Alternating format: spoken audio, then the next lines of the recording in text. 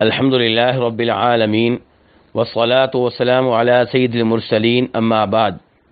یہ بات سبھی لوگ جانتے ہیں کہ دسمبر کے آخر میں عیسائی لوگ کرسمس ڈے مناتے ہیں، اور وہ یہ خیال کرتے ہیں کہ یہ وہ دن ہے جس دن جناب عیسیٰ علیہ السلام پیدا ہوئے تھے، بلکہ وہ یہ خیال کرتے ہیں کہ اس دن اللہ کے بیٹے عیسیٰ علیہ السلام پیدا ہوئے تھے۔ نعوذ باللہ من ذالک، اللہ تعالی ہمیں ایسے کفریہ لفظ سے محفوظ رکھے۔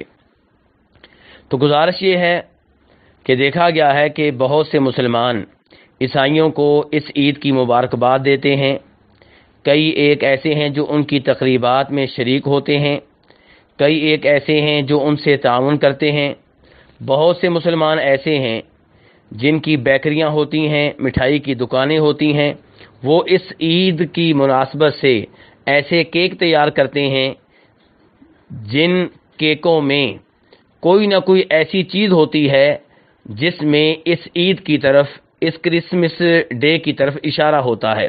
مثال کے طور پہ کیک کے اوپر صلیب بنائی گئی ہوگی یا کوئی اور ایسی چیز بنائی گئی ہوگی، اور کئی دکاندار اس موقع پہ ایسے کپڑے بیچتے ہیں جن کپڑوں کا اس عید سے تعلق ہوتا ہے۔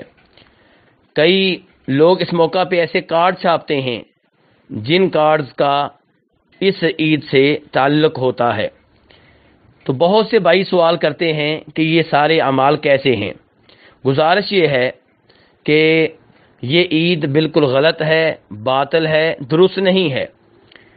اسلام میں دو ہی عیدیں ہیں، ایک عید الفطر اور ایک عید الاضحیٰ۔ کسی تیسری عید کا اسلام میں کوئی وجود نہیں ہے، اور اس کی تائید اس حدیث سے ہوتی ہے جسے امام ابو داؤد، امام احمد وغیرہ روایت کرتے ہیں جناب انس ابن مالک رضی اللہ تعالیٰ عنہ سے کہ نبی علیہ الصلوۃ والسلام مدینہ تشریف لائے تو مدینہ والوں نے 2 دن مقرر کر رکھے تھے جن میں وہ کھیلتے کودتے تھے، جشن مناتے تھے۔ تو آپ نے کہا یہ 2 دن کیسے ہیں؟ تو انہوں نے کہا کہ ہم ان 2 دنوں میں زمانہ جاہلیت سے کھیلتے چلے آ رہے ہیں۔ تو نبی علیہ الصلوۃ والسلام نے فرمایا اللہ نے ان 2 دنوں کے بدلے میں تمہیں ان سے بہتر 2 دن دے دیے ہیں، ایک عید الفطر اور ایک عید الاضحیٰ۔ یہاں پہ اس حدیث پہ غور کرنا چاہیے۔ آپ نے یہ نہیں کہا کہ تمہاری 2 عیدیں جو ہیں اسلام انہیں بھی برقرار رکھ رہا ہے، اور 2 عیدیں اضافی طور پہ اسلام دے رہا ہے، ٹوٹل 4 عیدیں ہو گئیں۔ اسلام کی جو 2 عیدیں ہیں ان کا اہتمام کرو، اپنی عیدیں مناؤ نہ مناؤ تمہاری مرضی ہے، نہیں، بلکہ نبی علیہ الصلوۃ والسلام نے پہلی 2 عیدوں کو کینسل کیا، ختم کیا۔ فرمایا اللہ نے ان کے بدلے میں تمہیں 2 عیدیں دے دی ہیں، یعنی کہ تمہاری عیدیں جو پہلے سے تم منایا کرتے تھے وہ ختم ہو چکی۔ تو اس سے پتہ چلا کسی مسلمان کے لیے جائز نہیں ہے وہ عید الفطر، عید الاضحیٰ سے ہٹ کر سالانہ طور پہ کوئی تیسری عید منائے۔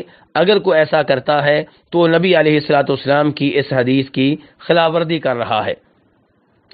اور یہ بات بھی ہم سب کو معلوم ہے کہ جناب عمر فاروق رضی اللہ تعالیٰ عنہ نے جب عیسائیوں سے صلح کی تھی تو انہوں نے ان پہ جو شرائط لاگو کی تھیں ان میں سے ایک یہ بھی تھی کہ وہ مسلمانوں کے سامنے اعلانیہ طور پہ اپنی عیدیں نہیں منائیں گے۔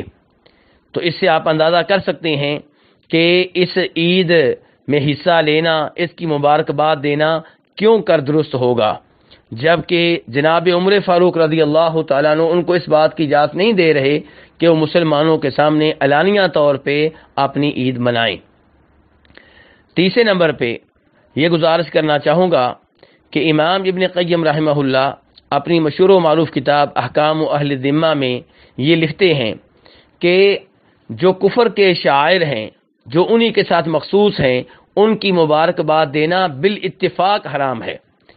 مثال کے طور پہ کوئی کافروں کو ان کے عید کے موقع پہ عید کی مبارکباد دیتا ہے اور کہتا ہے کہ عید مبارک، تو یہ بالکل غلط ہے، یہ حرام ہے۔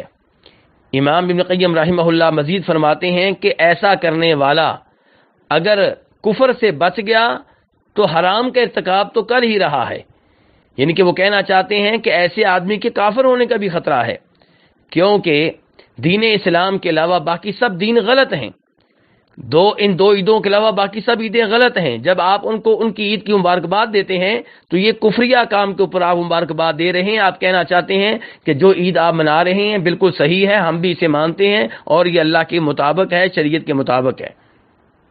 ابن قیم رحمہ اللہ کہتے ہیں کہ کافروں کو ان کی عید کے موقع پہ مبارکباد دینا ایسے ہی ہے جیسے آپ کسی کو صلیب کو سجدہ کرنے پہ مبارکباد دیں. کہتے ہیں بلکہ عید کی مبارکباد دینا اس سے بھی کہیں بڑا جرم ہے. اور یہ ایسے ہی ہے جیسے آپ کسی کو شراب پینے پہ مبارکباد دیں. یہ ایسے ہی ہے جیسے آپ کسی کے قتل کرنے پہ مبارکباد دیں. یہ ایسے ہی جیسے کسی کو آپ زنا کرنے پہ مبارکباد دیں. ابن قیم رحمہ اللہ مزید فرماتے ہیں کہ بہت سے ایسے لوگ جن کے ہاں دین کا کوئی وقار نہیں ہے, وہ ایسے کام کرتے ہیں کہ کافروں کو ان کی عیدوں پہ مبارکباد دیتے ہیں اور یہ نہیں جانتے کہ یہ کتنا بڑا جرم کر رہے ہیں. وہ کہتے ہیں یاد رہے جو کسی بھی انسان کو گناہ کرنے پہ, بدعت کرنے پہ, کفر کرنے پہ مبارکباد دیتا ہے وہ اللہ تبارک و تعالیٰ کو ناراض کر رہا ہے اور اللہ کا غصہ مول لے رہا ہے. تو یہاں سے آپ اندازہ کر سکتے ہیں کہ یہ کام کتنا بڑا جرم ہے. کئی لوگ یہ کہتے ہیں کہ عیسائی لوگ ہمیں ہماری عید کے موقع پہ مبارکباد دیتے ہیں, یہودی لوگ ہمیں مبارکباد دیتے ہیں, ہندو دیتے ہیں, سکھ دیتے ہیں, تو ہم انہیں کیوں نہ دیں؟ ہمیں بھی انہیں مبارکباد دینی چاہیے تاکہ انہیں پتہ چلے کہ مسلمان بہت اچھے ہیں. تو گزارش یہ ہے کہ وہ ہماری عید پہ ہمیں مبارکباد دیتے ہیں تو ہماری عید نبی علیہ الصلوۃ والسلام کی طرف سے مقرر کردہ ہے, اللہ تبارک و تعالیٰ کی طرف سے نازل کردہ ہے. وہ ہمیں جس بات میں مبارکباد دیتے ہیں وہ کو ہماری طرف سے نہیں ہے, وہ اللہ کی طرف سے, اللہ کے رسول علیہ الصلوۃ والسلام کی طرف سے ہے, وہ برحق ہے. اب اس کے بدلے میں جب ہم انہیں مبارکباد دیں گے تو ہم جانتے ہیں کہ ان کا دین باطل ہے, ان کا دین غلط ہے, تو ہم جب انہیں مبارکباد دیں گے گویا کہ ہم ان کی حوصلہ افزائی کر رہے ہیں, اور گناہ کرنے پہ, غلط کام کرنے پہ کسی کی حوصلہ افزائی کرنا بہت بڑا جرم ہے.